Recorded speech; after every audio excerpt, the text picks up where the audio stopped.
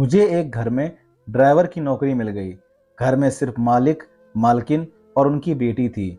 मैं मालिक की बेटी का ड्राइवर था। मालिक की बेटी एक बड़े कॉलेज में पढ़ती थी और मैं उसकी गाड़ी चलाया करता था। एक दिन अचानक मालिक और मालकिन एक महीने के लिए दुबई चले गए। अब बस उनकी बेटी और मैं घर में अकेले थे। लेकिन उस समय मेरा सर चकरा गया जब आधी रात को मालिक की बेटी ने अपने कमरे में बुलाकर मेरे साथ, दोस्तों, मेरा नाम सुमित है और मैं पंजाब के एक गांव का रहने वाला हूं। नौकरी की वजह से मैं दिल्ली आ गया और कोई हुनर ना होने की वजह से सड़कों पर मारा मारा फिरने लगा था। तभी मेरे एक दोस्त ने मुझ पर रहम खाया और मुझे गाड़ी चलाना सिखा दिया। उसी दोस्त की वजह से मुझे एक घर में ड्राइवर की नौकरी मिल गई। घर में सिर्फ मालिक, मालकिन और उनकी बेटी थी। जब मेरे दोस्त ने मेरी जिम्मेदारी ली तो मालिक ने मुझे अपनी बेटी का ड्राइवर रख दिया। मालिक की बेटी एक बड़े कॉलेज में पढ़ती थी और मैं उसकी गाड़ी चलाया करता था। रोज सुबह उसे कॉलेज छोड़ता, वापस घर लाता। अक्सर वो शाम को अपने दोस्तों के वहाँ चली जाती तो उसे ले जाने और लाने का काम भी मेरा ही रहता था। एक गांव वाला होने की वजह से मैं सबकी बहुत इज्जत करता था। मैंने कभी मालिक की बेटी की तरफ नज़र उठाकर भी नहीं देखा था। मालिक की बेटी का नाम सुरुचि था और वह एक हसीन लड़की थी, लेकिन मैं हमेशा ही नज़र झुकाकर उससे बात करता। मेरे लिए तो मेरे मालिक और मालकिन एहसानमंद लोग थे, जिन्होंने मुझे काम देकर मेरी मुश्किल आसान कर दी थी।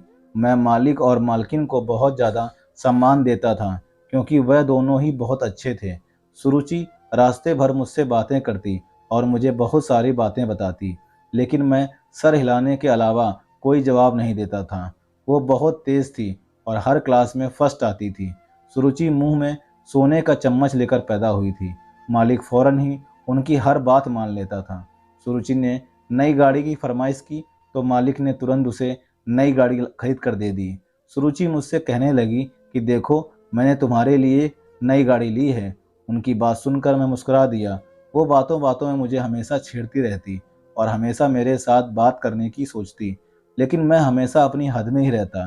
सुरुचि जब भी मार्केट जाती थी तो मेरे लिए कुछ ना कुछ ज़रूर लेकर आती थी। उसे मालूम था कि मेरी बहन की शादी होने वाली है। वह मेरी बहन के लिए भी कुछ ना कुछ खरीद कर लाया करती थी कि ये उसकी शादी के लिए गांव भिजवा दो। मैं उनकी आदत और व्यवहार से बहुत वाकिफ था, लेकिन मुझे क्या पता था कि यही सुरुचि एक दिन मेरे किरदार पर उंगली उठाएगी। छोटी सी उम्र में सुरुचि की मंगनी हो गई थी। सुरुचि गाड़ी में अक्सर ही फ़ोन पर अपने दोस्तों से बातें करती थी, जिसमें उनके पति का भी कहीं ना कहीं नाम आता, लेकिन मैं कभी भी उनकी बात सुनने की कोशिश नहीं करता और अपना ध्यान इधर उधर लगाए रहता था। सर्दियों के दिन थे, तभी मालिक और मालकिन को अचानक ही विदेश जाना पड़ा क्योंकि मालिक के बड़े भाई जो दुबई में रहते थे, उनकी हालत बहुत ही ख़राब थी और वह आखिरी वक्त में अपने भाई को अपने पास देखना चाहते थे। सुरुचि की एग्ज़ाम सर पर होने की वजह से मजबूरन वह दोनों अपनी इकलौती बेटी को घर पर ही छोड़ दिए। मालिक ने जाते जाते मुझे ये जिम्मेदारी दे दी कि मैं सुरुचि को कॉलेज ले जाने का काम पूरी जिम्मेदारी के साथ करूं और उसका ख्याल रखूं, क्योंकि मुझे मालिक के साथ काम करते हुए 3 साल होने वाले थे। इसलिए वह लोग मुझ पर बहुत ज़्यादा भरोसा करने लगे थे। मालिक को अच्छे से पता था कि मैंने कभी भी नज़र उठाकर भी उनकी बेटी की तरफ नहीं देखा। मालिक और मालकिन 2 महीने के लिए दुबई चले गए और मैं पूरी ईमानदारी के साथ अपनी जिम्मेदारी निभाने लगा। कुछ ही दिन बाद मेरी छोटी बहन की शादी थी और इसीलिए मुझे बहुत ज़्यादा पैसों की ज़रूरत थी। मैं सुरुचि को कॉलेज छोड़कर पास में ही एक मैकेनिक की दुकान पर चला गया और वहाँ बैठकर काम सीखता, ताकि खाली वक्त में ये काम भी कर सकूं। मालिक के वहाँ से 8 बजे मेरी छुट्टी हो जाया करती थी और मैं चाहता था कि मैं दुकान पर बैठकर काम करूं, ताकि जल्द से जल्द मेरे पास इतने पैसे जमा हो जाएं कि मैं अपनी बहन की शादी के लिए गांव भिजवा सकूं। जितना दिन मालिक मौजूद नहीं थे, मुझे काम से जल्दी फुर्सत मिल जाती थी क्योंकि सुरुचि ज़्यादातर घर में ही रहा करती थी। देखते ही देखते 1 महीना गुजर गया और मालिक के बड़े भाई मर गए। उस रात मेरे पास सुरुचि का फ़ोन आया कि उनकी तबीयत ठीक नहीं है और मैं उनके पास आ जाऊं। शायद उन्हें डॉक्टर के पास जाना पड़े।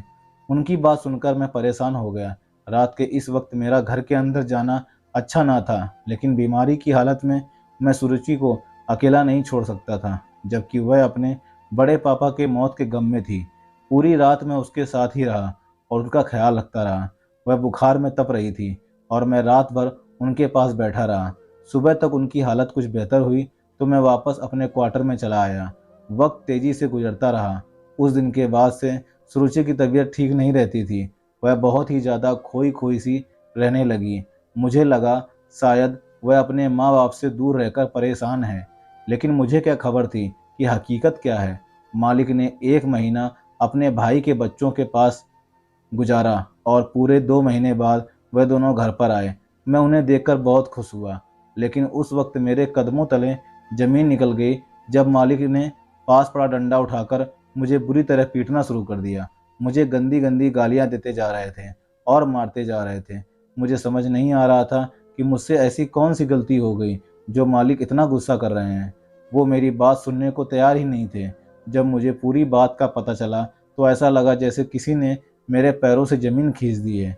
सुरुचि ने मुझ पर यह इल्ज़ाम लगाया था कि मैंने उसके साथ ज़बरदस्ती की है और वह अब पेट से है, और ये बात डर के मारे उन्होंने अपने माँ बाप को फ़ोन पर नहीं बताई कि मैं उन्हें कोई नुकसान न पहुँचा दूँ। मैंने हैरानी से सुरुचि को देखा जो झूठ पर झूठ बोले जा रही थी। मैं तो सुरुचि को बहुत ही सीधा साधा और मासूम समझता था, लेकिन उसने तो मेरे ही किरदार पर उंगली उठा दी। मालिक मेरी कोई बात सुनने को राजी नहीं थे और सुरुचि अपने झूठ से पीछे हटने को तैयार नहीं थी। वह कह रही थी कि जिस रात बड़े पापा मरे थे उस रात उनकी तबीयत ठीक नहीं थी।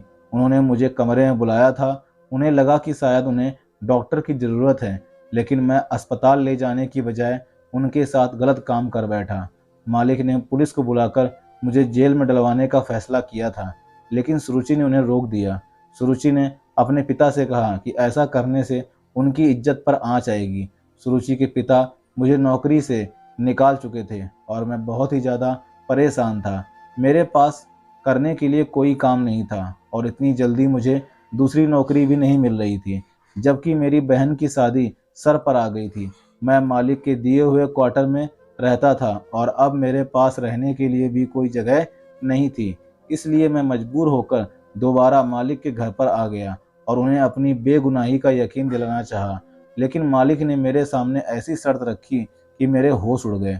मालिक ने मुझसे कहा कि तुम्हें सुरुचि से कुछ महीने के लिए शादी करनी होगी। जब बच्चा पैदा हो जाएगा तो फिर तुम इसे घर छोड़कर चले जाना। हमने बच्चा गिरवाने की बहुत कोशिश की, लेकिन सब डॉक्टरों ने यही कहा है कि ऐसा करने से सुरुचि की मौत हो सकती है और मैं अपनी इकलौती बेटी को खोना नहीं चाहता। सुरुचि का मंगेतर भी उसे छोड़कर चला गया है और इससे पहले कि दुनिया में हमारी बदनामी हो, हम सुरुचि को तुम्हारे साथ विदा कर देंगे और तुम इसे अपने साथ अपने गांव ले जाना। जब बच्चा हो जाएगा तो हम सुरुचि को वापस ले लेंगे। मैं जानता था कि यह बच्चा मेरा नहीं है और सुरुचि ने झूठ बोला है, लेकिन उसके बावजूद भी मैं राजी हो गया, क्योंकि मुझे अपनी बहन की शादी के लिए पैसों की ज़रूरत थी और इतने पैसे मुझे सिर्फ मालिक ही दे सकते थे। इसीलिए मैंने सुरुचि से शादी करने के लिए हामी भर ली और उसे विदा करवा के अपने गांव ले आया। सुरुचि बहुत खामोश थी। मैंने भी रास्ते भर उससे कोई बात ना की। गांव में मेरी माँ और घर वाले सुरुचि को देखकर हैरान रह गए और जब मैंने अपनी माँ को बताया कि मैंने शादी कर ली है तो मेरी माँ हैरान रह गई और कहने लगी कि इतनी बड़ी बात तूने मुझे नहीं बताई। तेरी शादी को लेकर मेरे कितने सपने थे। लेकिन फिर सुरुचि को देखकर मेरी माँ खुश हो गई। सुरुचि बहुत खूबसूरत थी। इतनी प्यारी और कम उम्र बहू देखकर मेरी माँ की सारी शिकायतें दूर हो गईं और वह सुरुचि को मेरे कमरे में लेकर गई और गांव की औरतों की तरह उससे सजाने लगी। मैं बहन की शादी के इंतजाम करने में लगा रहा और रात को जब मैं कमरे में आया तो सुरुचि दुल्हन के रूप में मेरे बिस्तर पर बैठी हुई थी। मैं उसे देखते ही रह गया। वह कोई परी की तरह लग रही थी। पहली नज़र में ही मैं अपनी बीवी पर दिल हार बैठा था, लेकिन मैं कैसे भूल सकता था कि मेरी इसी बीवी ने मुझे किस तरह बरकिरदार ठहराया है। मैं उसके पास बिस्तर पर आकर बैठा तो वह डर की वजह से कांपने लगी। वह अच्छे से जानती थी कि उसने मुझसे किस तरह शादी की है। मैं उसे कुछ कहता उससे पहले वह खुद ही रोने लगी और मेरे कदमों में बैठ गई। उसके आंसू मेरे दिल पर गिर रहे थे, क्योंकि मैंने उसे हमेशा ही बहुत खुश और अच्छा पाया था। सुरुचि रोते हुए मुझसे कहने लगी कि उसने जो इल्ज़ाम मुझ पर लगाया है उसके लिए वह बहुत शर्मिंदा है और उसे अपनी गलती का पूरी तरह से एहसास है। लेकिन यह सब कुछ उसने मुझे बदनाम करने के लिए नहीं किया, बल्कि बहुत ही मजबूरी में किया है। मैंने गुस्से वाली निगाहों से सुरुचि को देखा और उसे साफ साफ कह दिया कि तुमने कितनी भी मजबूरी में यह सब क्यों ना किया हो, लेकिन तुम्हारी इस हरकत से मेरी इज्जत 2 कौड़ी की भी नहीं रही। तुम अपने गुनाह को मेरे सर पर थोप कर आज़ाद हो गई हो और मैं बेगुनाह होते हुए भी अपने मालिक की नज़रों में गिर गया। मैं चाह कर भी तुम्हें कभी माफ़ नहीं कर पाऊंगा, लेकिन मैं इतना कमज़ोर नहीं कि अपने शादी में आई औरत के साथ कोई ज्यादती करूं। इसलिए तुम इस कमरे में आसानी से रह सकती हो, तुम्हें किसी भी चीज़ की कोई तकलीफ नहीं होगी। और जब तुम अपने पाप को इस दुनिया में ले आओ तो यहाँ से जाने पर भी आज़ाद हो। मैं खुद तुम्हें तुम्हारी औलाद के साथ तुम्हारे घर छोड़ आऊँगा। मैं सुरुचि को अपने कदमों से उठाकर बेड पर बिठाते हुए कमरे से बाहर निकलने लगा, लेकिन तभी सुरुचि के लफ्ज़ों ने मेरे कदमों को रोक दिया। वो कहने लगी कि मैंने कोई गुनाह नहीं किया जिसकी वजह से मुझे यहाँ इंतज़ार करना पड़े। ना ही मैंने आपको आपके मालिक की नज़रों में गिराया है, बल्कि आपके मालिक तो आपसे बहुत मोहब्बत करते हैं और वो आप पर सबसे ज़्यादा भरोसा करते हैं। इसीलिए आपके मालिक ने अपनी ज़िंदगी की सबसे कीमती चीज़ आपको दे दी है और उन्होंने मुझसे कहा है मैं शादी के बाद आपको सारी सच्चाई बता दूं। सुरुचि की बातों ने मुझे हैरान कर दिया। मैं पलटकर सुरुचि का चेहरा देखने लगा, जहां मासूमियत छाई हुई थी। वो उस वक्त एक 18 साल की मासूम सी लड़की थी जो ना जाने किस हालात में थी। सुरुचि कहने लगी कि वह पेट से नहीं है, बल्कि उसके पिता ने मुझसे झूठ कहा है। उसके पिता ने यह सब बहुत मजबूरी में किया है, क्योंकि वो अपनी बेटी की जान बचाना चाहते थे। सुरुचि ने मेरे करीब आकर मेरा हाथ अपने हाथों में थाम लिया और मुझे अपने साथ लिए बेड पर बैठ गई। सुरुचि बहुत धीरे आवाज में अपनी सच्चाई बता रही थी और मैं चुपचाप उसकी बातों को सुन रहा था। सुरुचि कहने लगी कि पापा के पुराने दोस्त ने अपने बेटे का रिश्ता बचपन में ही उससे मांग लिया था। उनके दोस्त और दोस्त की पत्नी बहुत ही अच्छे थे, इसीलिए सुरुचि के पिता ने उसकी मंगनी अपने दोस्त के बेटे से करवा दी। लेकिन वक्त गुजरने के साथ साथ सुरुचि के पिता को अपनी गलती का एहसास हुआ, क्योंकि सुरुचि का मंगेतर दीपक अपने माँ बाप का इकलौता बेटा होने की वजह से बहुत ज़्यादा बिगड़ चुका था। उसके पास ना ही पैसे की कमी थी, ना ही कोई रोक टोक करने वाला था। दीपक के माँ बाप कभी भी अपने बेटे को गलत बात पर नहीं रोकते थे। जैसे जैसे दीपक बड़ा होता जा रहा था, वो बिगड़ता जा रहा था। सुरुचि बताने लगी कि जब उसके माँ बाप दुबई गए हुए थे, दीपक ने कई बार उसके साथ बदतमीजी करने की कोशिश भी की और एक बार तो वह शराब के नशे में घर आया और सुरुचि के साथ जाती करना चाहा, लेकिन उसने खुद को कमरे में बंद करके बचा लिया। और जिस रात उसके बड़े पापा मरे थे, उससे एक दिन पहले भी दीपक ने अपने दोस्तों के साथ मिलकर सुरुचि के साथ गलत करने की कोशिश की और उसी डर की वजह से उसे बुखार लगा था। उसे समझ नहीं आ रहा था कि वह अपने बचाव के लिए क्या करे, क्योंकि उसे डर था कहीं दीपक उसके अकेलेपन का फायदा उठाकर दोबारा घर में घुस सकता है। इसलिए उसने सारी रात मुझे अपने कमरे में बैठाए रखा। सुरुचि दीपक से ज़्यादा मेरे किरदार पर भरोसा करती थी। अपने माँ बाप के वापस आते ही उसने एक एक बात अपने बाप को बताई। मालिक ने दीपक के पापा से बात की, वह अपने बेटे को समझाएं जब सुरुचि ने से शादी करनी है तो इस तरह की हरकतें करने की क्या ज़रूरत है। लेकिन दीपक के पिता ने यह कहकर बात खत्म कर दी कि दीपक नौजवान है और जज्बात में आकर जोश मारता है। बच्चे हैं, थोड़ी बहुत मस्ती तो करते ही हैं। क्या सुरुचि अपने मंगेतर के साथ कुछ वक्त भी नहीं गुजार सकती? सुरुचि कहने लगी। तभी पापा को एहसास हुआ कि उन्होंने कितना बड़ा गलत फैसला लिया है, क्योंकि दीपक का इतना ज़्यादा बिगड़ने के पीछे कोई और नहीं बल्कि उसके पापा ही हैं। वह तो शादी के बाद भी ऐसी घटिया हरकतें कर सकता है। मेरे बाप ने जैसे ही दीपक के साथ मेरा रिश्ता खत्म करने की बात की तो दीपक धमकियों पर उतर आया और उसने साफ साफ कहा कि वह मुझे नहीं छोड़ेगा। पापा मुझे लेकर बहुत ज़्यादा परेशान थे। तभी उन्हें बाहर तुम गाड़ी साफ करते दिखाई दिए। मैंने पापा को यह भी बताया था कि जिस दिन बड़े पापा की मौत हुई थी, तुमने सारी रात बैठकर मेरी हिफाजत की थी। पापा को पता चला कि तुम एक अच्छे किरदार वाले इंसान हो, इसलिए पापा ने यह फैसला किया कि वह तुमसे मेरी शादी करवा देंगे और दीपक से पूरी तरह से छुटकारा पा लिया जाएगा। लेकिन दीपक ये शादी इतनी आसानी से नहीं होने दे सकता था। इसलिए पापा ने अपने दोस्त को यह बात बताई कि तुमने मेरी इज्जत पर हमला किया है और अब मैं पेट से हूँ। उसके दोस्त ने खुद ही यह रिश्ता तोड़ दिया, क्योंकि वो इज्जतदार लोग ऐसी लड़कियों को बहू नहीं बना सकते थे जो शादी से पहले ही पेट से हो चुकी थी। पापा तुम्हें पहले दिन ही सारी हकीकत बता देना चाहते थे, लेकिन पापा को डर था कि अगर तुमने शादी से मना कर दिया तो वह क्या करेंगे। इसीलिए पापा ने जानबूझकर तुम्हें देखते ही मारना शुरू किया और तुम पर गलत इल्जाम लगाया और तुम्हें नौकरी से निकाल दिया, क्योंकि वह जानते थे कि तुम्हें पैसों की बहुत ज़रूरत है। पापा को यकीन था कि तुम खुद ही पलटकर वापस आओगे तो शादी की शर्त रख देंगे। पापा का तरकीब कामयाब हो गया और जब तुम्हें शहर में कोई ठिकाना ना मिला तो तुम खुद पापा के घर पर चले आए और पापा ने शादी की बात रखकर अपना तकलीफ दूर कर दिया। पापा ने मुझे विदा करके इसलिए तुम्हारे साथ गांव भेज दिया ताकि उनका बेटा हमें कोई नुकसान ना पहुंचा सके। पापा जानते थे कि तुम बहुत अच्छे इंसान हो और सारी सच्चाई जानने के बाद तो मुझे ज़रूर अपना लोगे।